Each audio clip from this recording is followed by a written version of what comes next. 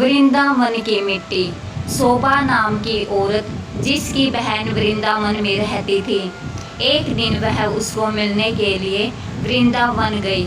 शोभा जो कि काफ़ी पैसे वाली औरत थी, लेकिन उसकी बहन कीर्ति जो कि वृंदावन में रहती थी, अधिक पैसे वाली नहीं थी, लेकिन दिल की वह बहुत अच्छी थी, या फिर यह कह सकते हैं कि दिल की वह बहुत अमीर थी। उसका पति मिट्टी के घड़े बनाने का काम करता था।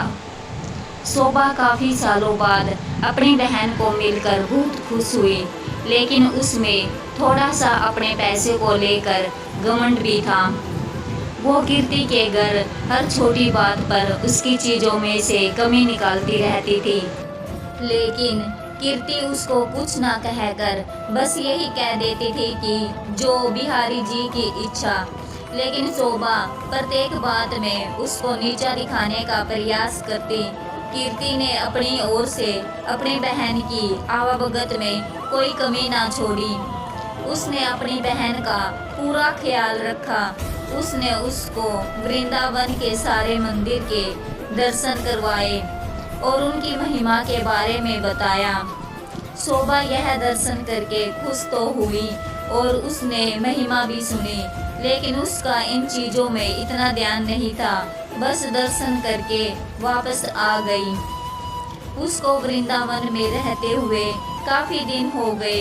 एक दिन वह अपनी बहन से बोली कि कीर्ति, अब बहुत दिन हो गए तेरे घर में रहते हुए, अब मुझे अपने घर जाना है। कीर्ति थोड़ी सी उदास हो गई और बोली, बहन कुछ दिन और रुक जाओ। शोभा बोली, नहीं, काफ़ी दिन हो गए मुझे आए हुए। घर में मेरा पति और बच्चे अकेले हैं, उनको सास के सहारे छोड़कर आई हूँ। अब मैं फिर कभी आऊँगी। जब शोभा वापस जाने लगी तो कीर्ति जो कि शोभा की बड़ी बहन थी, उसने अपनी छोटी बहन को उपहार स्वरूप मिट्टी का घड़ा दिया।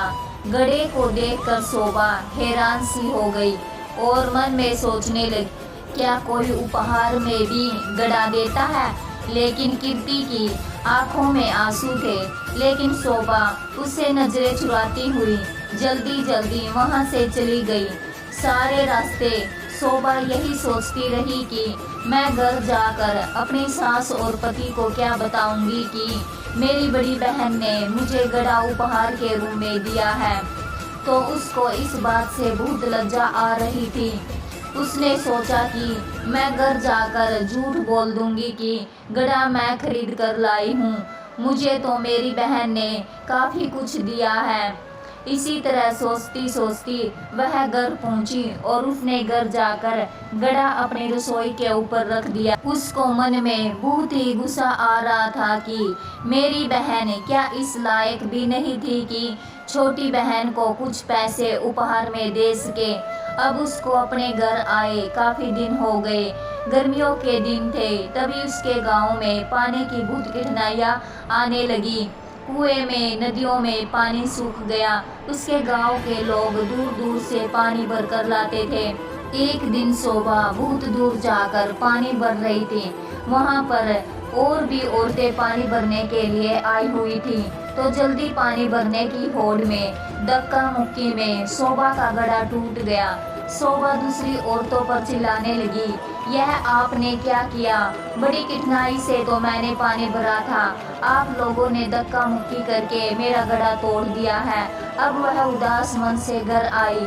अब उसके पास कोई और दूसरा बर्तन भी नहीं था पानी भरने के लिए। तभी अचानक उसको अपनी बहन के दिए हुए घड़े की याद आई, तो उसने रसोई के ऊपर से घड़ा उतारा और फिर चल पड़ी बड़ी दूर पानी भरने के लिए। जब कुएं पर पहुंची तो भीड़ कम हो चुकी थी। वह घड़े में पानी भरकर घर लाई। तभी उसका पति खेतों से वापस आया। गर्मी अधिक होने के कारण वह गर्मी से बेहाल हो रहा था और बोला, शोभा, क्या घर में पानी है? क्या एक गिलास पानी मिलेगा? शोभा ने कहा, हाँ, मैं अभी भर कर लाई हूँ। उसने उस घड़े में से एक गिलास पानी भरकर अपने पति को दिया। गले में से पानी उतरते ही उसका पति एकदम से उठ खड़ा हुआ और बोला, यह पानी तुम कहाँ से लाई हो? शोभा एकदम से डर गई कि शायद मुझसे कोई भूल हो गई है। उसने कहा, क्यों, क्या हुआ? उसके पति ने कहा, यह पानी नहीं, यह तो अमृत लग रहा है। इतना मीठा पानी तो आज तक मैंने नहीं पिया। यह तो कुएं का पानी लग ही नहीं रहा, यह तो लग रहा है किसी मंदिर का अमृत है।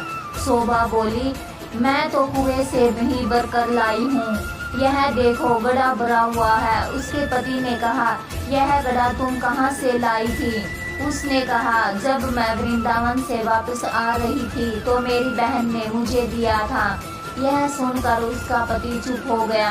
अब शोभा का पति बोला कि मैं थोड़ी देर के लिए बाहर जा रहा हूँ, तब तक तुम भोजन तैयार करो। शोभा ने उस गड्ढे के जल से दाल चावल बनाए। गड्ढे के पानी से दाल चावल बनाने से उसकी सुगंध पूरे गांव में फैल गई। गांव के सब लोग सोचने लगे कि आज गांव में कहाँ उत्सव है जो इतनी अच्छी खाने की सुगंध आ रही है। सब लोग एक एक करके उस सुगंध को सूंघते हुए शोभा के घर आ पहुँचे। साथ में उसका पति भी था। शोभा के पति ने आकर पूछा कि आज तुमने खाने में क्या बनाया है?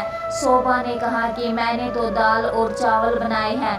सब लोग हैरान हो गए कि दाल चावल की इतनी अच्छी सुगंध। सब लोग शोभा का मुंह देखने लगे कि आज तो हम भी तेरे घर से दाल चावल खाकर जाएंगे। उसने किसी को मना नहीं और थोड़ी थोड़ी दाल चावल सबको दिए। दाल चावल खाकर सब लोग कहने लगे, यह दाल चावल नहीं, ऐसे लग रहा है कि हम लोग अमृत चख रहे हैं। शोभा के पति ने कहा कि तुमने आज दाल चावल कैसे बनाए? उसने कहा कि मैंने तो यह गड्ढे के जल से ही दाल चावल बनाए हैं। शोभा का पति बोला, तेरी बहन ने तो बहुत अच्छा उपहार दिया है। अगले दिन जब शोभा गड्ढा भरने के लिए जाने लगी तो उसने देखा गड्ढा तो पहले से ही भरा हुआ है। उसका जल वैसे का वैसा है जितना वो कल लाई थी। उसने उसमें से खाना भी बनाया था, जल भी पिया था, लेकिन गड्ढा फिर भी भरा का भरा था। शोभा एकदम से हैरान हो गई, यह कैसे हो गया? तभी अचानक से उसी दिन उसकी बहन कीर्ति उसको मिलने के लिए उसके घर आई।